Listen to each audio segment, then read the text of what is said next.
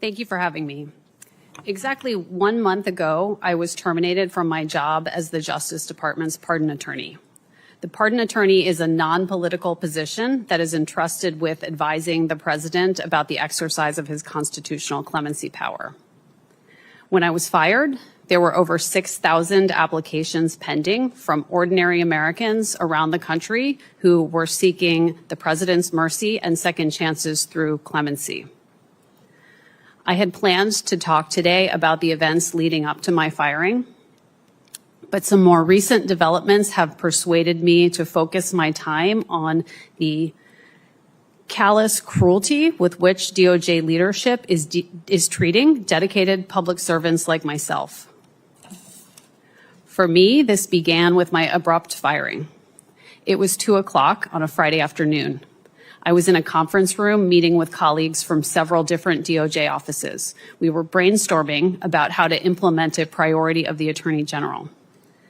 Halfway through the meeting, I was frantically pulled out by my deputy. In the hallway, she broke the news to me that security officers were waiting for me in my office to serve me with termination papers and escort me out of the building. I rushed back to my office.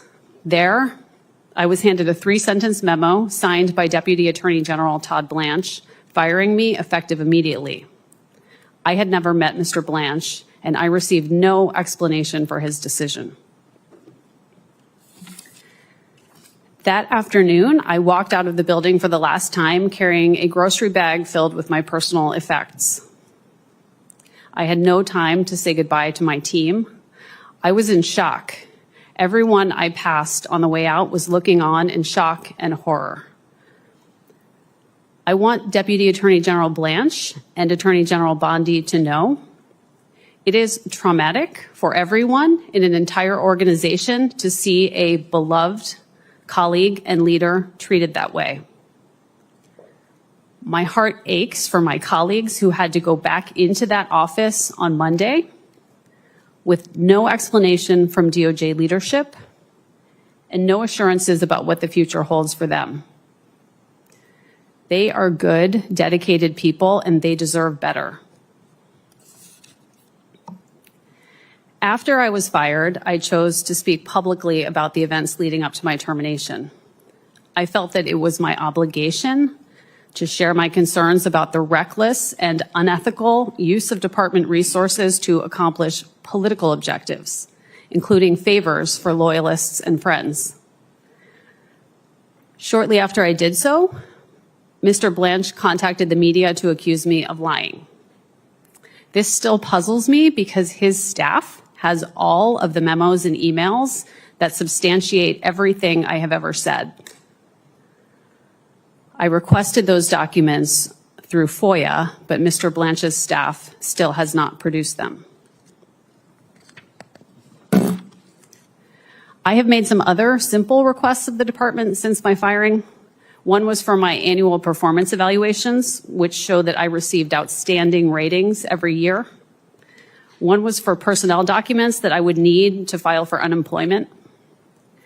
DOJ responded to me that these were complex requests and I could not expect a response in any reasonable period of time. For weeks after my firing, DOJ also refused to provide me with documents about my benefits, including my health insurance and including my retirement plan.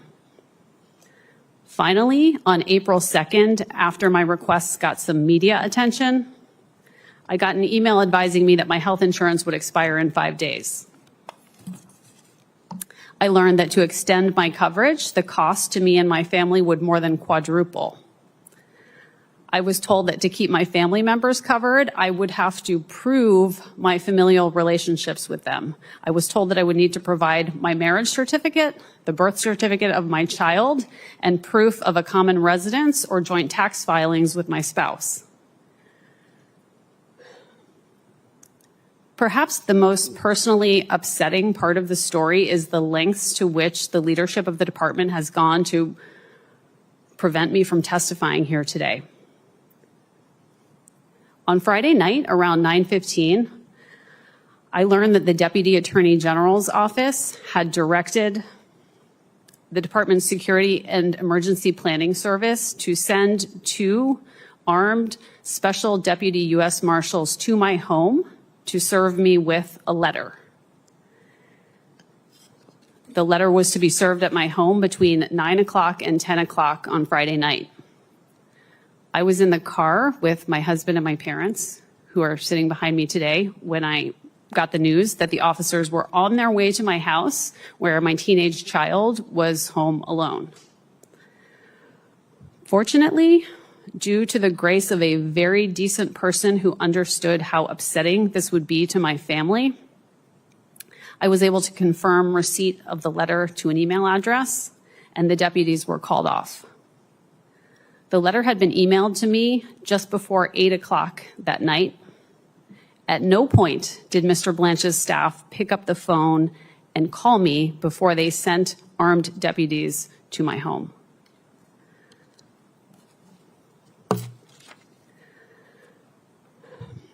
The letter was a warning to me about the risks of testifying here today.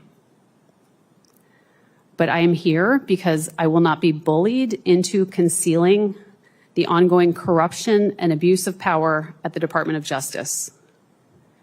DOJ is entrusted with keeping us safe, upholding the rule of law, and protecting our civil rights. It is not a personal favor bank for the president. Its career employees are not the president's personal debt collectors. I see only Democratic members here today, but this is not a partisan issue. It should alarm all Americans that the leadership of the Department of Justice appears to value political loyalty above the fair and responsible administration of justice. It should offend all Americans that our leaders are treating public servants with a lack of basic decency and humanity. Thank you.